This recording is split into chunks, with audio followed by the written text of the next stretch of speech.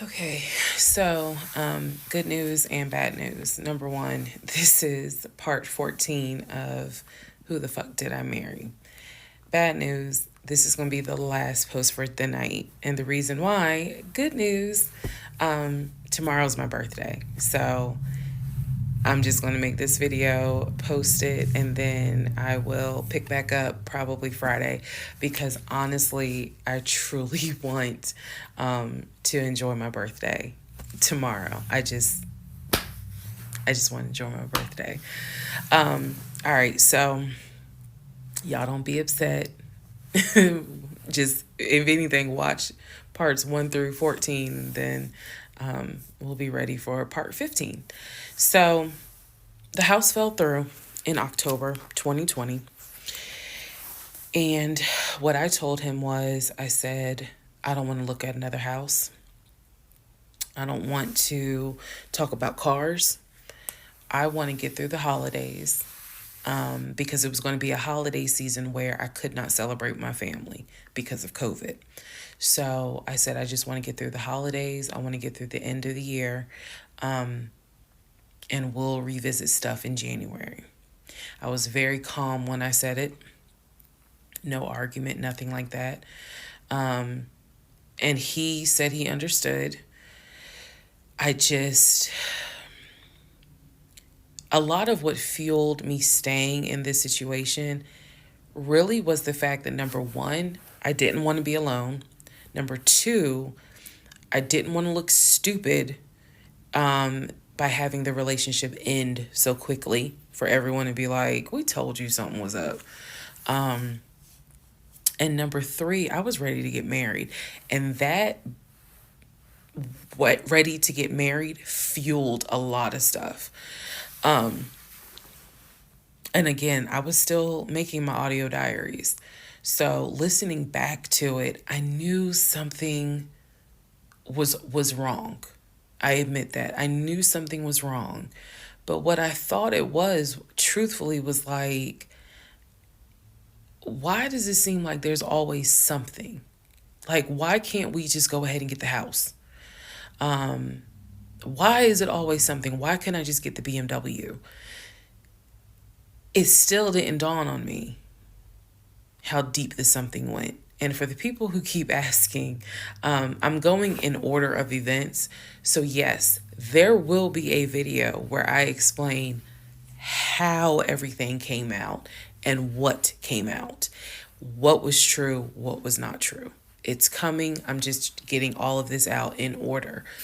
So I told him I didn't want to look at a house no more. I don't want to talk about houses. Do not mention the word Zillow. Do not mention the word realtor. Nothing. Let me just get through the holidays.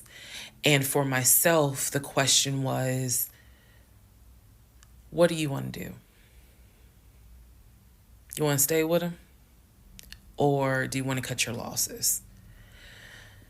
And the part that kept me constantly second guessing myself was, what if he's not lying? What if he's not lying? Literally the conversation I had with myself was, there's no way he is lying about having money. You saw the paper from Chase. They don't just approve $750,000 for a mortgage for anybody. I've seen his checking account. You see how much money's in his available checking. Like I don't think he's lying. I don't think he's lying about that. But what is it? Is it that he doesn't trust me? Like, I second guess myself so much. Is it that he doesn't trust me? Is it that maybe he doesn't really want to get married? Like, what is it? Because I know what I saw. I know what I heard. I know that he's having conversations about move the money from this account to that account. I know he's paying my car note and all these bills. Like, clearly this man is making money. I know that I saw the letter from HR that states his new salary is 200 and something thousand.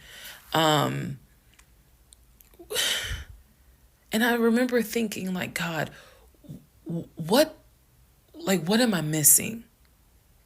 I'm missing something. But what is it? Because I know what I've seen. I know what I have touched. I have physically touched these papers. Like, I know how to read. So what is it that I am missing? He's close to his family. He talks to them all the time. He's just a regular guy that just likes to watch NFL football. He leaves me alone when I want to watch Georgia football. He's paying the bills, groceries. I haven't had to worry financially since I've met him. And as a woman who had lived on her own, paying her own bills, my God, that is the most intoxicating feeling when you meet a guy who just takes your stress and your worry away financially. But the downside is he took away the stress and the worry financially away and instead brought a mental fuck job I've never in my life had experienced. And I could not put my finger on it. I couldn't really talk to anybody about it because I'm a big believer in what happens at home stays at home. So I didn't talk to my girlfriends about it. I didn't talk to my family about it. But I just remember being like,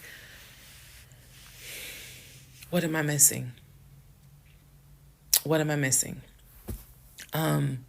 So we did not talk about houses. We did not look at cars. We didn't do any of that for November, December.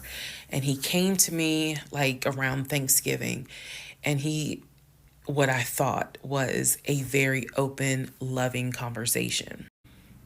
And in that conversation, he was like, okay, I know I have fucked up. I know that things are not feeling too strong right now. He was like, I want us to get married. I want a home. I will show you whatever you need to see to put you at ease. He was very like contrite. He was very just like, what do I need to do to put your mind at ease so that you know I'm in this and that I want this and that I love you and I want you to be my wife. So I was like, show me your accounts. He showed me his checking. He showed me one of his savings. He showed me a Chase savings. He did not show me the offshore. And he did not show me the U.S. Bank. So he showed me those two accounts, checking and Chase savings. So I knew that there was money. What I saw in those accounts, there was money. I told him, I was like, if we're going to buy a house, I want it to be through the mortgage on Chase. I don't want to deal with this proof of funds shit no more. I said, I do not want to look at another house until the beginning of the new year. He said, okay. That is when we then had a conversation. So I guess I lied because we are going to have a part 15 or 16 tonight. But that is when we then had the discussion about marriage. And that is where religion came into play. Yeah, I'll give y'all the other part tonight.